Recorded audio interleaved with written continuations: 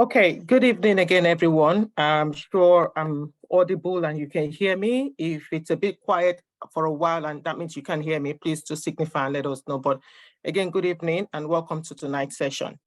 My name is Tolu Yesufu. Again, I'm a certified Safe 5 Scrum Master, a certified business analyst, and a certified product owner.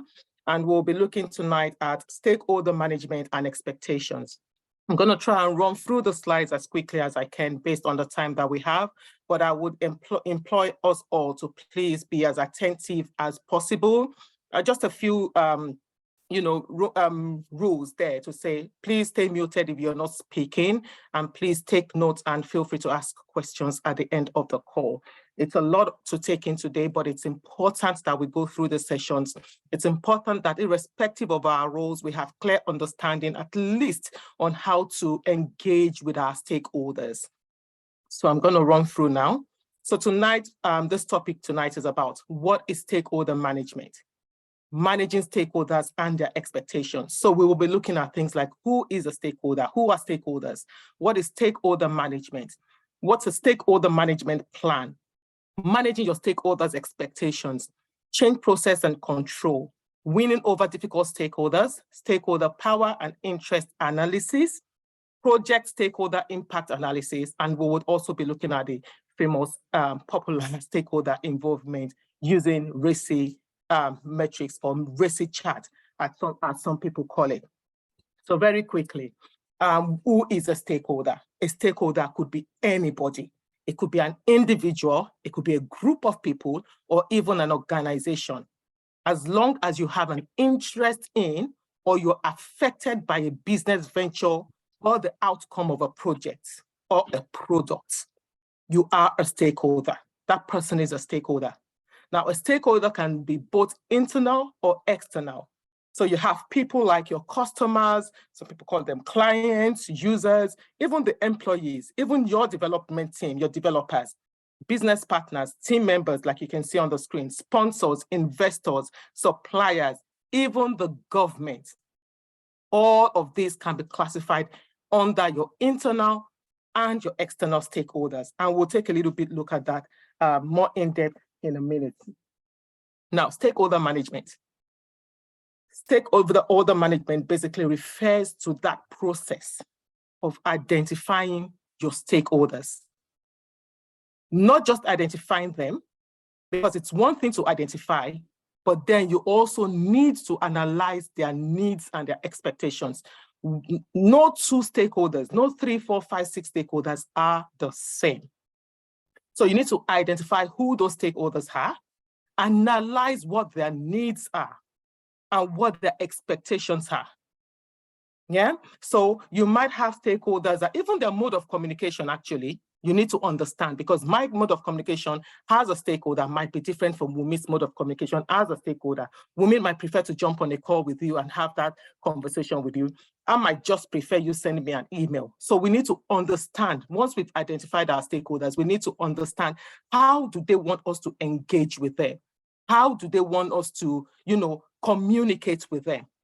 So identify them, analyze their needs and their expectations, and planning and implementing tasks to engage with them throughout the product development process. Meaning that once you've identified them and their needs and expectations, you've already identified their preferred mode of communication and engagement.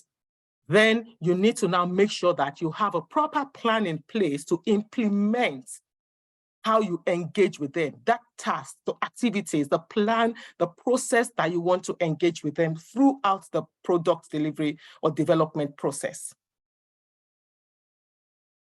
Now, you're gonna see a couple of pop-ups on the screens and I will run through them. Stakeholders, so you have your clients, like we saw earlier on the previous slide. Some people will call them customers or users. These are stakeholders. Now you have external vendors, and we'll see in one of the other slides, your external vendors, your third-party software providers, they are external vendors as well. These are also stakeholders. This group of people are also stakeholders. Your project team, like I said, are also classified under the internal stakeholders. Now the external vendors, as you see there, you've seen external there, those are classified under that external stakeholders. We have your subject matter experts, which are your SMEs. We have the project sponsor. This is just a list of who who the stakeholders are, identifying who your stakeholders are, because not everyone might know. When we say stakeholders, I've heard people calling them shareholders, different names, but we need to just understand the right terminology within the right environment that we need to use. Now, we're looking at, if I'm going too fast, guys, please just put your questions down. I'll try and slow down, but I just want us to go through as much as we can within the hour that we have, and then leave a few minutes at the end of the call to take questions if there are any. Now we're looking at key steps for stakeholder management process plan. So these are the few steps that I have down on this slide to go through with you today. And the first one, I would first with identifying and analyzing who your stakeholders are, because that's the first thing you want to do. You want to identify who they are. You want to know who they are, because except or unless you know them and you've identified them, then how do you engage with them if you don't identify them? So I would say that's the first thing you want to do when you get to your organization. You want to have an clear understanding of who these stakeholders are. So the first step in stakeholder management is to identify the stakeholders of your project. Now, you can do this either by brainstorming with your team members or making a list of all the possible people who might be positively or negatively affected by your project. You could speak to your line manager. You can speak to your product owner. There are different ways that you can identify. And because I've had people asking, how do I know who they are? How do I identify them? Yeah, so these are some of the ways where you can actually have clear understanding of who the stakeholders are. These are the possible people that, again, like I said, might positively or negatively affect your project. Yes, you heard me right, negatively affect your project. And I think there's a slide where I would explain that in a little bit more detail. Now, you want to take into consideration, when you're identifying your stakeholders, you want to take into consideration, who are those people that are interested in your project? Who are those people that would support your project? Who are those people that has power over your project? Sorry, that have power over your project. Who are those people, very interestingly, who wants your project to fail? Yeah. Sometimes you have conflict between stakeholders, believe it or not. You have conflict between stakeholders and their interests and objectives may differ. And you need to understand how best to manage the stakeholders so that that conflict does not then turn into your own thing that then affects your project. So you want to understand and identify those who want your project to fail. You want to identify those who are investing in your project. And you want to identify those who might benefit from your project. So this could be, you can have, under this classification, you can have like your users or your customers. Right? Now, the next one is analyze and map the stakeholders. Analyze and map the stakeholders. Yeah? So once you've created a list of all possible stakeholders, you need to analyze and evaluate them so that you can then map them out. We will see the mapping, the grid, towards the end of the slide of the presentation. I'll show you what that grid looks like. Some of you may have seen it.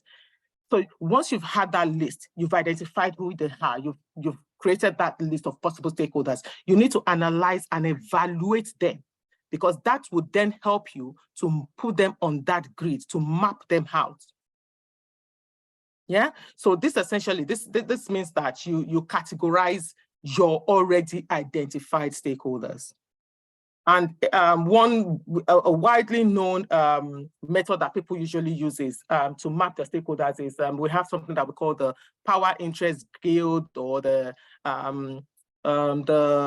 can't remember what this other name is, but yeah, the power interest guild grid or matrix, stakeholder matrix. And that stakeholder matrix helps you to analyze the level of interest or the level of power that the stakeholders have on different areas of the project. But we will have a look at that in a minute. You have the high power and the high interest stakeholders. So this high power and high interest stakeholders, they are key stakeholders that has got high influence and high interest in your project. And because they've got high influence and high interest, they require your full attention. So you have people like your sponsors, you have your investors, you have your business leaders. They would fall within that grade, under the high power and high interest stakeholders. Then you have the high power and the low interest stakeholders. So these are secondary stakeholders that have got high influence on the outcome of your project. However, they don't have direct interest. So they've got high influence. That's high power. Yeah, that's the word I was looking for earlier on, influence. And high power, over your project, but they don't have direct interest. Now you have the low power and the low interest stakeholders, and I won't go into that too much, but yeah, I'll explain a little bit when we get to that slide. You have the low power and the high interest stakeholder, and you have the low power and the low interest stakeholders. Yeah. Now let's look at learning about your stakeholders. Learning about your stakeholders. Yeah. Now that you've successfully identified and analyzed and categorized your stakeholders, the next step you want to do is dig a little bit deeper into learning about them. Yeah, you want to learn about them.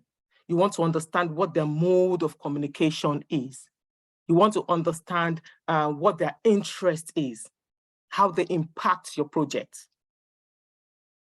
Do you get what I mean? So some of the questions is that you want to ask yourself about stakeholders at this stage would include: where do they stand regarding your project and organization? What sort of support, what sort of objectives do they have? Undecided or conditional? What impact do they have on your project, positive or negative? What is their opinion? What are their interests? Is it financial interest, social interest, personal interest?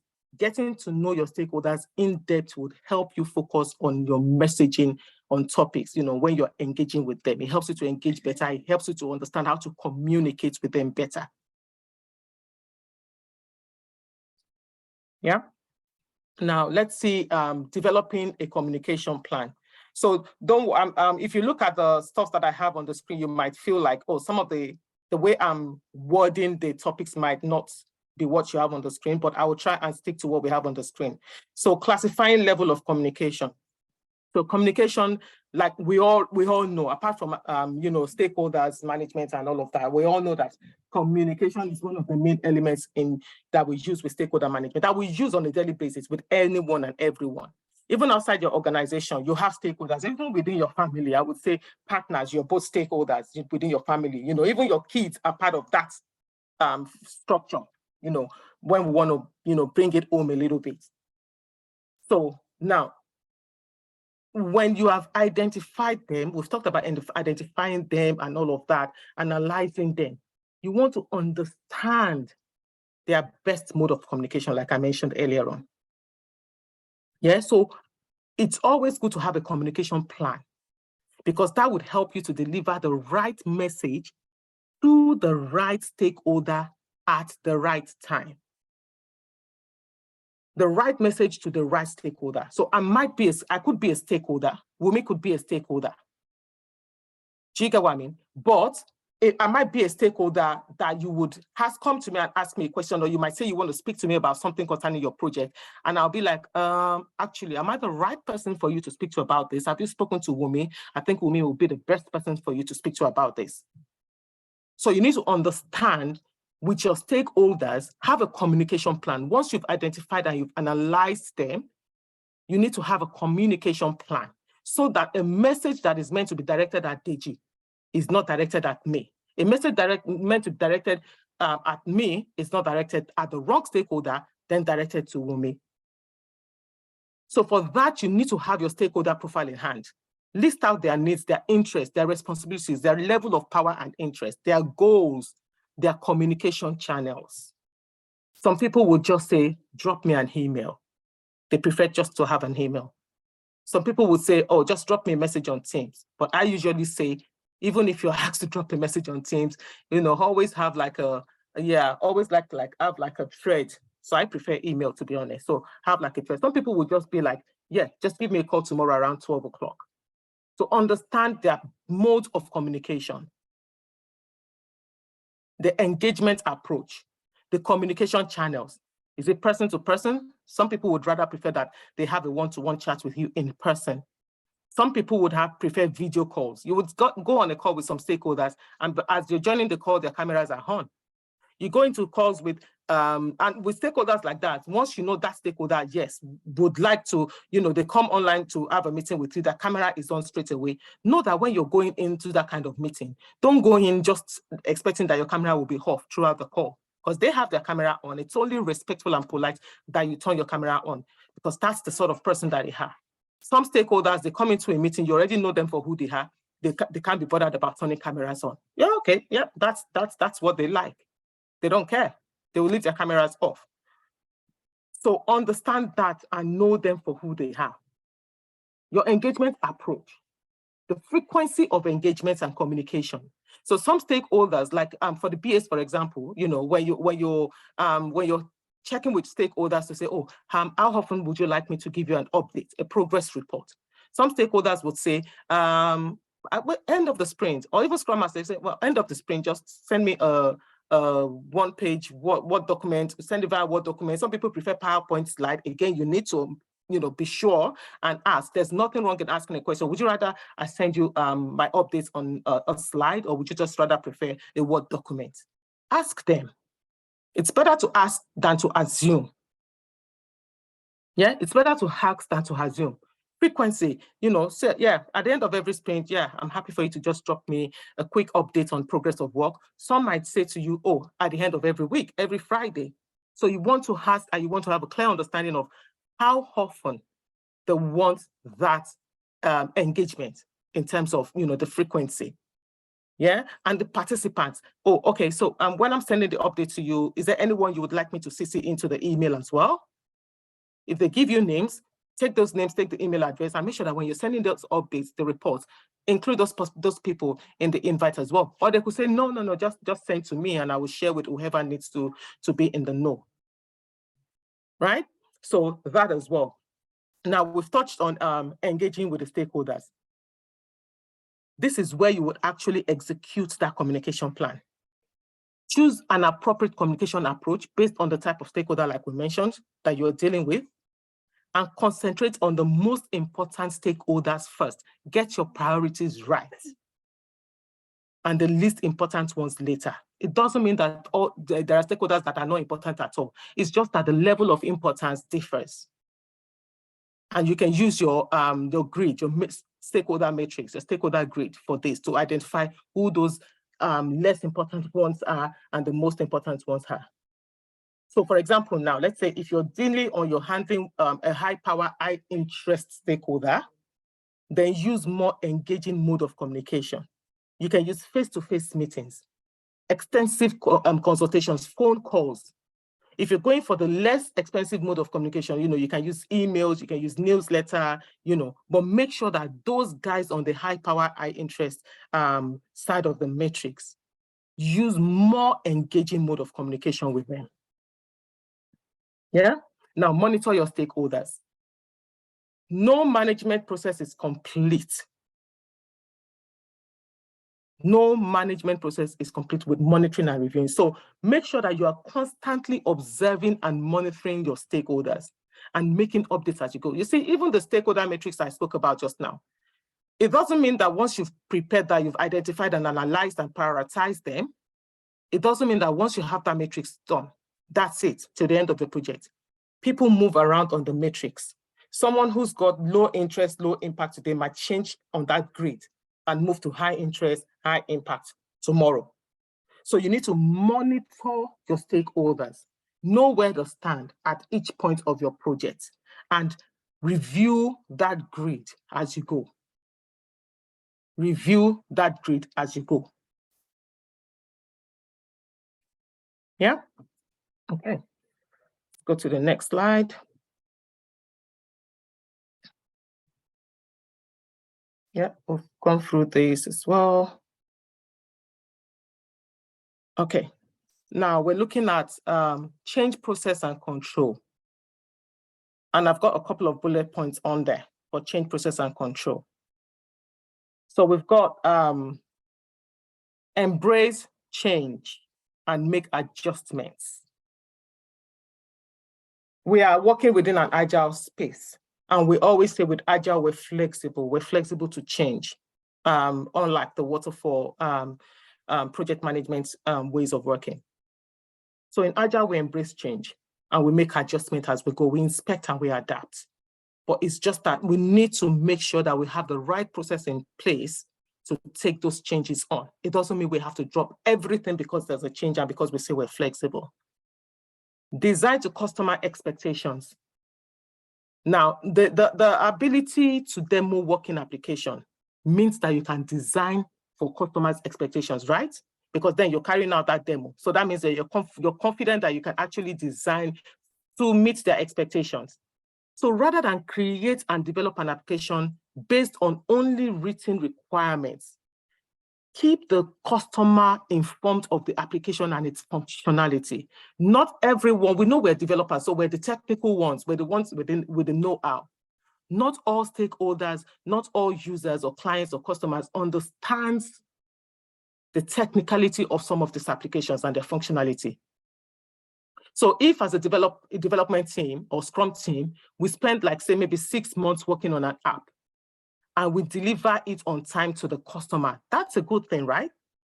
As long as that application aligns with their expectations. If it doesn't meet their expectations, then that delivery is not successful. So make sure that even with the change process, so there's something has come in, something has changed, we've received a change request or whatever, make sure that you keep your customers in the loop and manage that requirement change accordingly. Emphasize user stories from the start. So while with agile development, agile development, hub development teams, we address the highest value stories in the earliest iterations, right? So higher value stories would include those that are most visible or most necessary for the customers at that point, or the ones that are technically challenging. Now, as a team, the earlier the development team addresses technology challenges, the better the customer will understand how that application functions. So this user story prioritization also helps us to manage delays and changes earlier in the development cycle rather than at the end.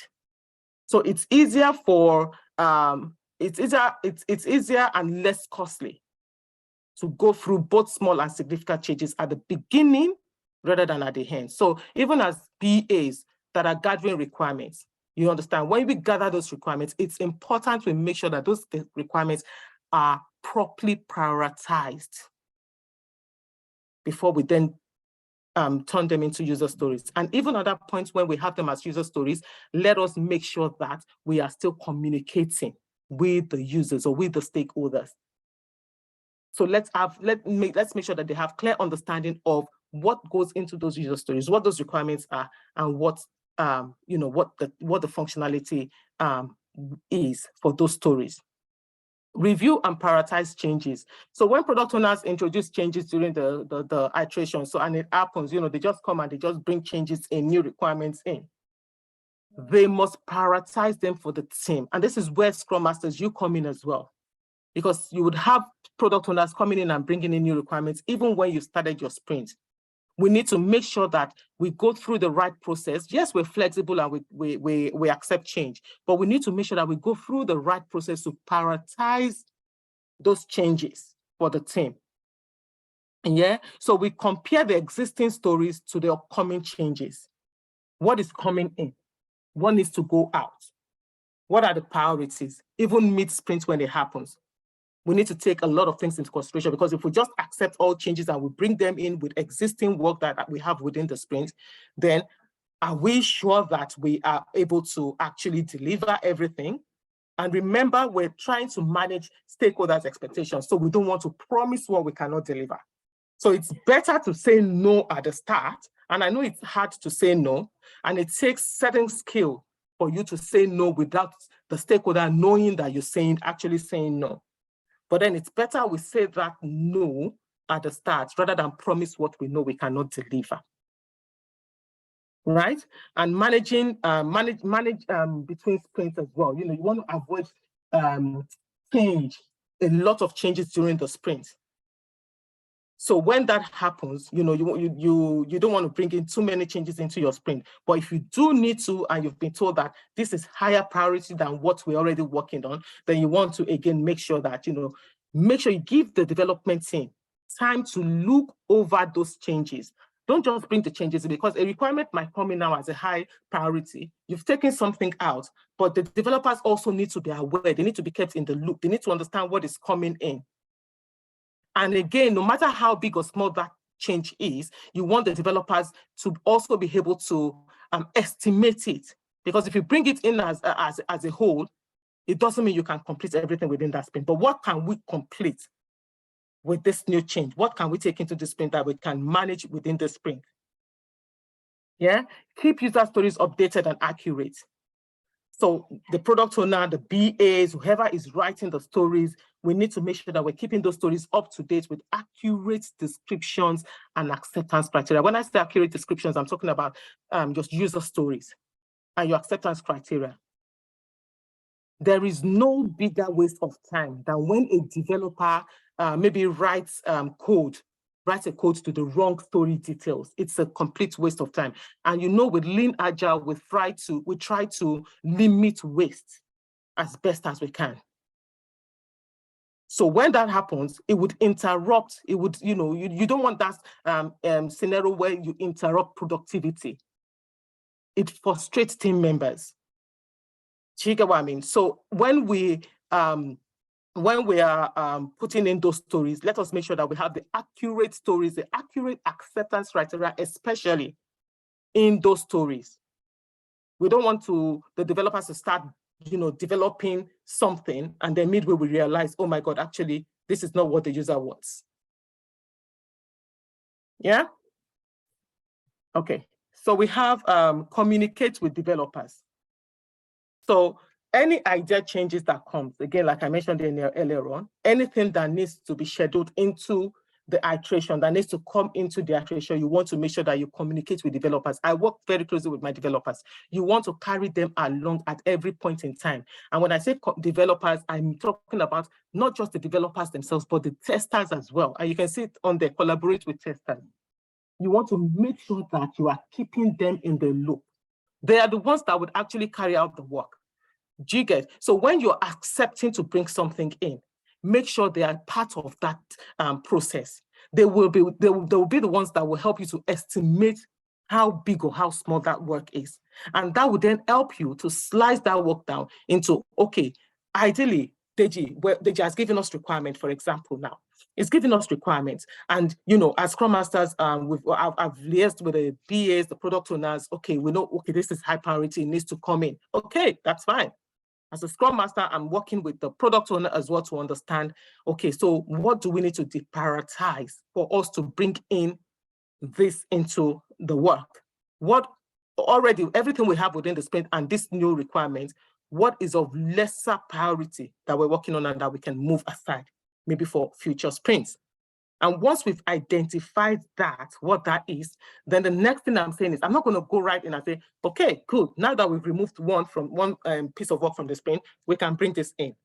I want to make sure that I carry the developers along and say, okay, guys, let's check with the developers and let's get them to estimate what we're bringing in. If we bring this in, yes, it's high priority, but can we actually deliver it in the 2 weeks of the sprint? Because we don't want to tell the stakeholders that, oh yeah, we've accepted your change, we're going to start working on it this sprint, and we'll complete. By the end of the sprint, you will get it. What if the developers come back and say, actually, this is a big piece of work. There's no way we can get this done in 2 weeks. We need to split it across 2 sprints. Then you now have to go back to your stakeholders and start saying, actually, do you know what? And we don't want to do that because we want to make sure that we are earning their trust. It's important that we have them trust us. Yeah, so that would fix those 2 bullet points with developers and testers. Handle changes efficiently. So you have some environments, some companies, organizations where they work using gated development approach, where when teams are to handle changes, they have to go through a change control board, you know, they will then discuss and then they will accept or reject the proposal. This method takes an excessive amount of time and it is counter-effective to the Agile approach. So with change management in Agile, the teams need efficiency. So we don't want to wait days and weeks and months for us to get a decision on that change from any set board. So even some Agile organization, like some organizations that are working within the Agile space, they still use this gated development. So we use it as well, but it is not as strict as within the waterfall environment. Yeah. And then we have manage customers' expectations. So the product owner must, communicate with customers and, stakeholders prior to the application release. In this case, if you're a BA and, there's no product owner on your team and you're like the BA, the de facto product owner that works very closely with stakeholders, you want to make sure that you communicate with your users, your customers, your clients prior to application release, but also during the course of development. So that's when you give those different updates and all of that. Your customers should understand what to expect in the release. So we have something we call the release notes that we put out, when we're having a release, and in that release note they have we have information about what's been released, what's coming out with this release, what has changed from the previous release, why has it changed from the previous release, and all of that.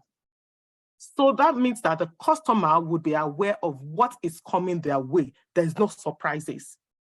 They are better prepared for that release. When you have an element of surprise, it doesn't mean business success. It doesn't mean, yeah, you're successful. The whole thing is successful because you've given them an element of surprise. Let them know what is coming their way.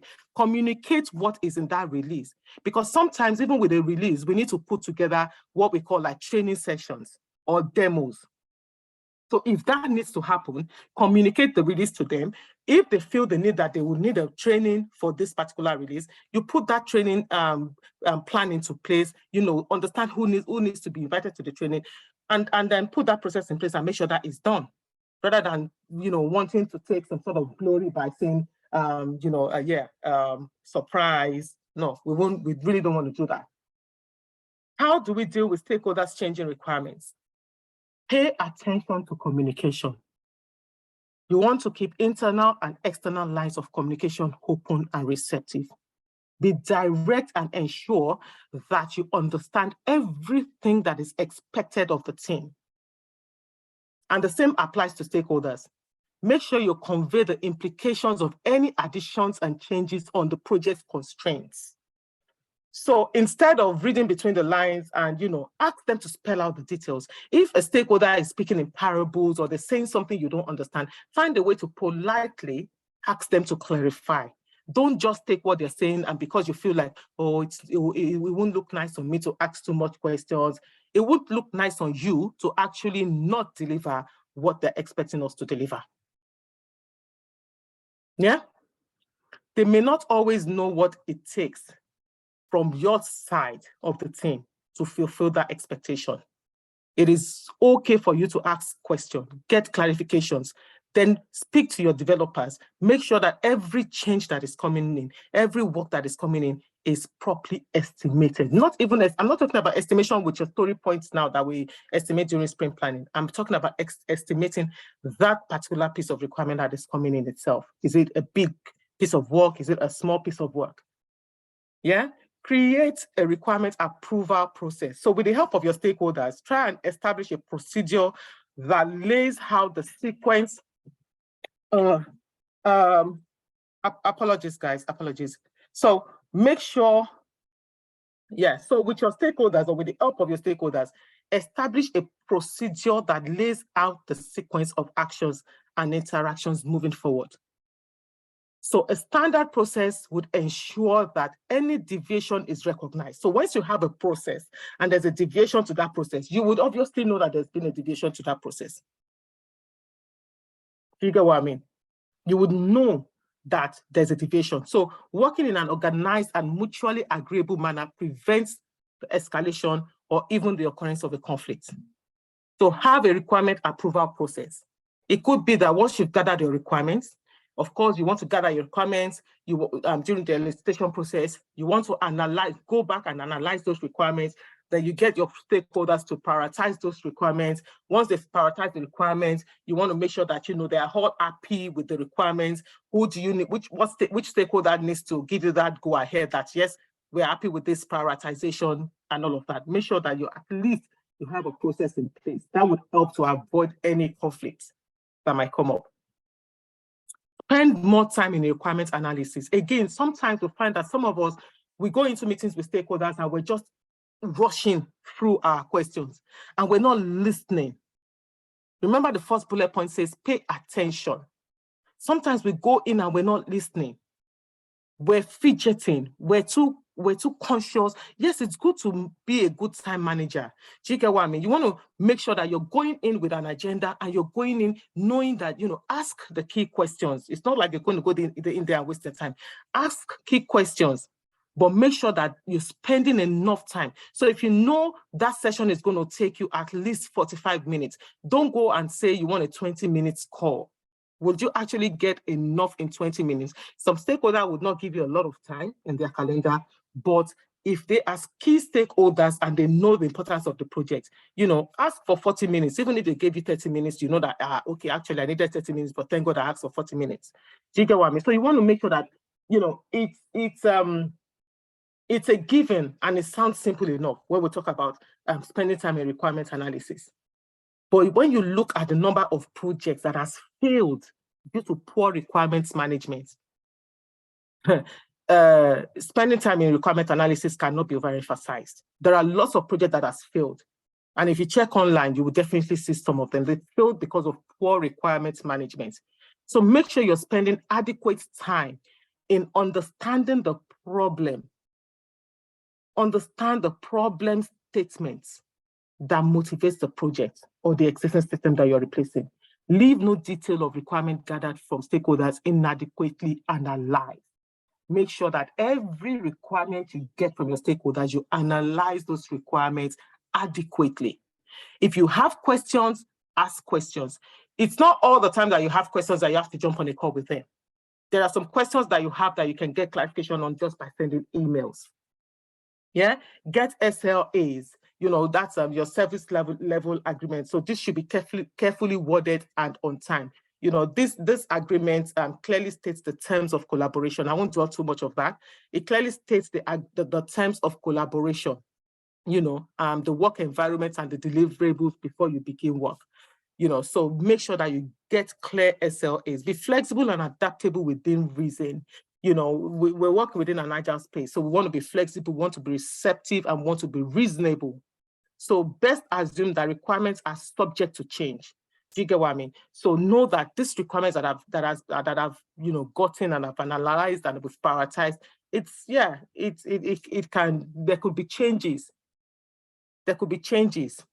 Do you get what I mean? So just assume that it's subject to change.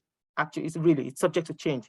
And with that approach, being flexible and receptive within reason, with that approach, you can establish a positive relationship with your external stakeholders and increase your chances of actually getting their approval later. Convey the impact of specific changes. This is a good one. The stakeholders may not completely understand the direct impact of the changes that they are making. So they just bring these changes. Oh, this is what they've given you yesterday as a requirement, but they've seen something better. They've been told there's something better out there. They just bring it to you and they say, no, we don't want this anymore, but we want that. We don't want this anymore, but we want that. So that when they come to you with that, sometimes they don't completely understand the direct or the indirect, impact of that change in terms of person hours, resource hours, or even costs. So we need to be upfront. And that was why I mentioned, saying no without actually saying no earlier on.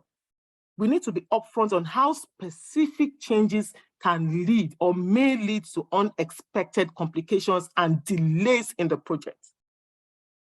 Make your stakeholders understand which changes can actually lead to significant ripple effect. So if there's a change that has come in and I've spoken to my developers and they feel like before we can even take this in Tolu, we need to have, we can take into this sprint a ticket for text pipe. We need to actually carry out proper investigation before we can take this in. And after that investigation, I'm communicating with my stakeholders and I'm letting them know that actually we are happy to take this in, but the developers want to carry out a quick investigation on this before we take it in, based on this, whatever my developers have told me. Communicate that to them. Let them be aware that at the end of this sprint, you're not expecting a complete product for this thing, or what you're not expecting this particular ask in the product, or in the system, or in the solution. But what we are doing is we're carrying out an investigation that would enable us work on this and deliver to you at some point. Do you get what I mean? So now, once I've communicated that, the developers have gone on and done their investigation, and they come back to me and say, actually, we've got like 6 months to deliver this particular project, but based on the investigation that we've done, it looks like we would actually need way more than 6 months for this particular ask that we're getting. Then I would need to communicate that to the stakeholders, because that extra couple of months that we would probably need for that particular ask we need to take into consideration resource and cost that we will incur. Yeah. Now, use requirement management software to set a change control process. We spoke about control process earlier on, making sure that you have a structure in place. That when you have a process in place, you have a structure in place, and establish prototyping mechanism. So what I mean by that is gathering requirements using a limited prototype. It's usually attractive to users, since it allows key stakeholders to envision. They're able to see what parts of the product may look like and check if they have any concerns going ahead. Yeah, so there might be minor details that both sides may have missed, or they may have missed during the requirements, that they're now seeing based on the prototype that they're seeing in front of them. Moving on very quickly because of time. How to win over difficult stakeholders. Couple of bullet points there. Accept their authority. Accept their authority, especially if they are on that side, the top left side of the grid. You want to accept the authority. Remove negative emotions. A stakeholder I've been trying to reach out to within the last 2 weeks have not gotten back to me. And sometimes when I send them or her messages, I see that they're green on Teams, but they're not responding.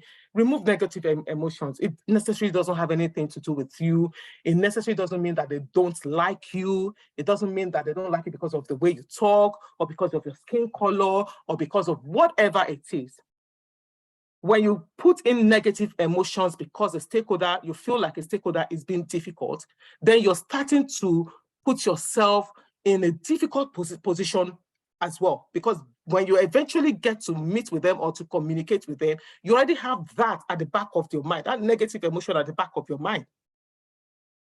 Yeah, find different channels to communicate with them, to reach them, to get to meet them, but don't have any negative emotions even before you speak to your stakeholders. Understand their negativity. So sometimes, you have stakeholders that you might feel like, oh, it's a difficult stakeholder and all of that. But when you get to speak to them, you understand that some of them are probably not being difficult on purpose. It might just be that they're just extremely busy. It's not like, and I've been in that situation before. And when I eventually got to speak to that stakeholder, throughout that project, it was the best. I think even up to date, it's been the best stakeholder I've ever worked with. But before I could get that first call in with that stakeholder, I think it took me a proper 3 weeks. Yeah, ask for advice and listen. Yeah, so when you even prefer any suggestion, ask them, okay, so Deji, I was thinking that, we could do this and do that. What are your thoughts? What are your thoughts? Ask for advice. Yeah, it's not like you're saying, oh, tell me what to do. I need to know what to do. You need to tell me what to do. But the way you word it is important, and listen to whatever they come back to you with. Be tactful and honest. I mentioned it earlier on. Be tactful and be honest. So sometimes there are certain stakeholders that takes things a bit out of context, but just be careful. Maybe I should say, maybe in some ways, sometimes you have to be a bit diplomatic when you deal with certain people. But again, you want to make sure that you're being honest. Let me use the example of promising what you know you cannot deliver. Be honest. The moment they start to lose trust in you, you have a problem. Make them feel good. Appreciate them. or thanks for joining the call earlier, thanks for your input. You know, those little words here and there, it goes a long way. Tailor your communication to fit your stakeholder. Know what you would see that for every slide I have shared so far, there's been a lot about communication. I cannot overemphasize communication. It's very, very important. There are some stakeholders that you have to, when I'm sending emails to certain stakeholders, once I've typed that email, I read it over like 3, 4, 5 times before I click the send button.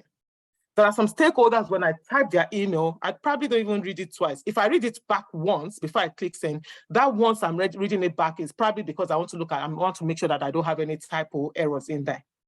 And once I see there are no typo errors, I just click send. Tailor your communication. Who would prefer a phone call? Who prefers face-to-face? Who prefers email? Tailor your communication to the needs of your stakeholders. Yeah. Now, we will look at stakeholder identification and analysis. So we'll look at the stakeholder power interest matrix that I spoke about earlier on. We'll look at the stakeholder involvement using the RACI map as well. So before this is the slide I was looking for, So who are your key stakeholders? You want to begin your analysis by identifying those key stakeholders, like we said at the start of the session. It's easier to separate them according to internal and external stakeholders. Remember, I said that at the start as well. Not only does that help you to identify the most important figures, but it also helps to prioritize their individual needs. Like I said at the start as well, no 2, 3, 4, 5, 6 stakeholders are the same, and we cannot assume that they are the same. You have your internal stakeholders, your immediate team, which includes your individual team members, your project managers, your organization leaders. This would fall under your internal stakeholders. And they also count as some of the most important stakeholders. Yeah. You have, what do we call them? You could have interdepartmental co-workers as well. So maybe your other co-workers from the BAU team, or whatever different departments that you call them at your place of work. We call some BAU, we have the COE, we have the foundation team and all of that. You know, they are also internal stakeholders. Now, the internal stakeholders are not your only concern. Depending on the project and the overall success, sometimes that would also depend on the approval of your external stakeholders. So your external stakeholders could be like your investors, your potential customers or users or clients, as some people call them, contractors. You know, these would fall under external stakeholders. Yeah. Sometimes you would have under external stakeholders, you could have your, like I mentioned earlier on, you have the general public, you have your governmental and regulatory agencies as well. These are external stakeholders. So start by categorizing each stakeholder into one of these 4 quadrants that I have on the screen. This quadrant, it provides 2 lines of measurement across, you know, the left here and the bottom of the grid here. Respectively. No. Can we be muted, please, because we're recording? Can we be muted? Can we be muted, please? Thank you. Respectively, this represents the overall power of your stakeholders and their level of interest. Now, where's my cursor? Yeah, and their level of interest. Yeah, those with the most amount of power and low interest, they fall on the top left here, at the top here of our grid. Those with the high level of power and interest are categorized into the top right. So they have the high power and high interest. And you would see that, you know, I've put in there some examples. So those with the high power, low interest, you make sure you meet their needs and keep them satisfied. So you have your customer, you have your regulator, you have your sponsor as examples. Those with the high power, high interest, you manage them closely. They are key players and you want to make sure you are engaging very closely with them. So you have your subject matter experts, you have your executives. Yeah, those with the low power, low interest, you want to monitor them. They have low power, they have low interest, the least important, the minimal effort. So you have people like your system admin, your updates, you want to monitor. They are still stakeholders. And like I said earlier on, the stakeholder matrix you prepare at the start could change at any point. Someone from this and from this point here can actually move across the board at any point in time. So you need to keep an eye on that and monitor. Remember, we said monitor all your stakeholders. So you have the low power and high interest. These people, sorry, I keep looking for my cursor. These guys here, you want to keep them informed. You want to show consideration, you want to keep them informed. So you have your suppliers, you have your internal users, your developers, your testers, your trainers, yourself, guys, basically. Yeah. Now, this is what I call the project stakeholder impact analysis. So what I've done as well in the past is, aside from the stakeholder matrix that I just showed you, based on identifying and analyzing my stakeholders. So this is just a draft that I've put together. Based on identifying and analyzing my stakeholders, I have this template that I work with as well, where I list out my stakeholders, the impact of the project on them, the influence they have over the project, what is actually important to these stakeholders. How could the stakeholder, how could Deji from the maintenance department contribute to the project? How can funds, part from finance, as a finance head, contribute to the project? And what's the strategy for engaging with Deji? What's my strategy for engaging with Pat? What's my strategy for engaging with Tolu? That's basically what I use this for.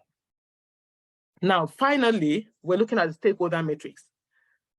Now, the RACI matrix is your responsible, accountable, consultant, informed, and sometimes you have people use the RASCI as well. But the most common one is the RACI, which is a responsible, accountable, consulted, and informed. And I'll show you just a screenshot of something similar to that I use at work. But of course, I'm not using real names or the real roles. The RACI matrix or RACI chart, like some people call it, brings structure and clarity to describing the roles that stakeholders play within a project. So it clarifies responsibilities and ensures that everything the project needs done is assigned to someone to do it. And it's an extremely useful tool because it helps you to define and keep track of project roles and responsibilities.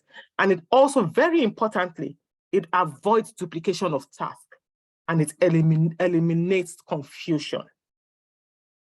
It also clarifies what is expected of each stakeholder or each team member, ensuring that everyone is on the same page, because otherwise you would usually have a situation whereby there will be confusion within roles. Or who was meant to do this? Or who is responsible for this? Or who is accountable for this? I know that in Agile, within Scrum, we don't point fingers.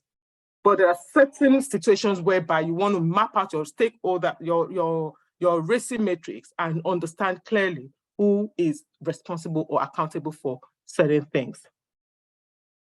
Yeah. Now, this is what I use. I use this. I map this out using PowerPoint slide. But of course, I've changed quite a lot of things. I've changed all of this here. I've just put in stuff here to use for the purpose of this. So you have your Power BI product owner, your Scrum Master, your engagement managers, your business SMEs, your BA, your developers. Who is responsible for what? Who is accountable for what? So when we look at responsible, so very quickly, I think this will be the last slide. Yeah. So very quickly, let me just explain summary within 1 or 2 minutes. Responsible. The individuals with responsibility for the execution of the task. Those guys will come under the responsible part of your chart. They are the individuals with responsibility for the execution of that task, Who will be doing the work? They are typically hands-on team members and they make direct contribution towards the completion of that project. So you have people like your project managers, your business analysts, your developers, your designers. They have typical hands-on the project. Who is responsible for doing what and who is responsible for doing that? Now, when we look at accountable, we're looking at the parties or the person rather who is accountable for the task and probably things like sign-off of work. They are ensuring accountability to project deadlines and ultimately accountability to the project completion. So you have people like, you could have people like your product owners, your business owners, your sponsors, your key stakeholders, if you have a body that you call signature authorities as well, they would conveniently fall into the accountability side. Now, please note that different organizations with different structures. Yeah, please, so don't note down particular rules that are mentioning for certain things. Now you have consulted, which is your C. So consulted individuals, their opinions are crucial and their feedback needs to be considered at every step of the game. So you want to make sure that at certain steps of the game, they are being consulted. Seek their opinions, listen to their opinions, get their feedback, consult them. Yeah, even when you're doing your sprint review, your demo, that's also some sort of consultation as well. So they provide guidance as well. They provide guidance. So you have people like your legal experts for the organization. Yeah, they could fall under this category. Compliance, yes, very important. Compliance as well could fall under this category of consultation. Yeah, maybe cybersecurity experts, and we know there's a lot about cybersecurity out there right now. Cybersecurity experts. And then finally, we have informed. These are the people or persons that needs to stay in the loop of communication throughout the project. We need to keep them informed. They probably do not have to be consulted or be a part of the decision making, but they should be made aware of all project updates.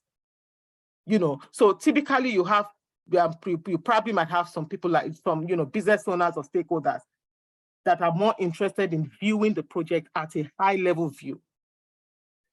Keep them in your CC list for awareness of topics. Just send it some topics out, decisions, progress. You want to keep them CC'd in that email. You want to keep them informed. And you have some stakeholders, external stakeholders as well that could fall into this category. Yeah. I think I had 1 hour and I think I've managed that 1 hour well. I've had to rush through so that, it doesn't slip into the next call that you guys have. But I know we've got 2 minutes left. Do we have any questions that anyone wants to ask within the next 2 minutes, please? I've said a lot, so I'm expecting a couple of questions. Amanda, please. Hi, Tolu. So I wanted to ask, what does SLA mean? Like, I know you said there's service level agreement, but in detail, what does it really mean? Okay, all right. So sometimes, let me use a work situation to explain this. So sometimes we have maybe we're expecting something to be done, or we're expecting someone to do something that would or could impact work that we're doing.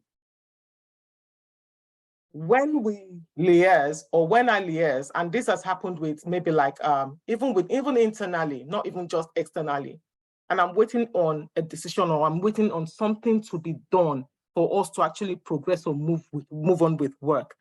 And I'm being told, yes, we've submitted the request, we've done this, we've done that, it's in process. What's the SLA like? How long? I want to have that. I want to have that idea of how long it will actually take. It could fall into any category. It could fall into any category, but I just need an agreement that clearly states the term of collaboration, what we're doing or what I've requested for. Yeah, we have deliverables, like we have a timeline to deliver something, and we need something to get that thing going. And what we're waiting for, I need to make sure that we have a clear agreement on how we want to work together to make this thing happen in order for us to either begin work or progress with work. So it's just getting that level of agreement. Oh, okay, thank you. I hope that helps. I try to make it sound as simple as could possibly do, but I hope that helps. Yeah, thank you. Thank you. Okay, cool. Thank you, everyone. If there are no